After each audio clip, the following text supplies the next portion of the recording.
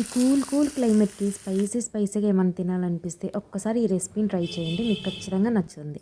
Mixer jar తీసుకొని అందులో పొట్టు వలిచిన 10 వెల్లుల్లి రెబ్బలు, అలాగే పావు టేబుల్ స్పూన్ పసుపు, 1 టేబుల్ స్పూన్ ఉప్పు, 2 టేబుల్ స్పూన్ కారం యాడ్ చేసేసుకొని వీటన్నిటిని మెత్తగా కాకుండా కొంచెం కచ్చా పచ్చాగా మిక్సీ పట్టేసుకొని, ఇలా మిక్సీ పట్టేసుకున్న కారాన్ని ఒక బౌల్లోకి తీసి పక్కన పెట్టేసుకోవాలి.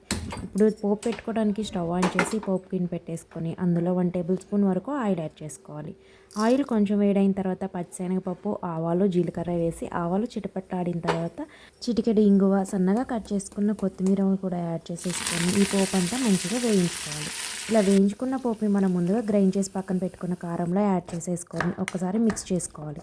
ఇంకా ఫైనల్గా కొంచెం సన్నగా కట్ చేసుకున్న ఆనియన్స్ని కూడా యాడ్ చేసేసుకొని మిక్స్ చేసుకున్నామంటే స్పైసీగా ఈ వెల్లుల్లి కారం రెడీ అయిపోయినట్లే. వీడియో నచ్చితే లైక్ చేయండి. అలాగే ఇలాంటి మరిన్ని వీడియోస్ కోసం మన ఛానల్ సబ్స్క్రైబ్ చేసుకొని పక్కనే ఉన్న బెల్ ఐకాన్ని క్లిక్ చేయండి. Thanks for watching.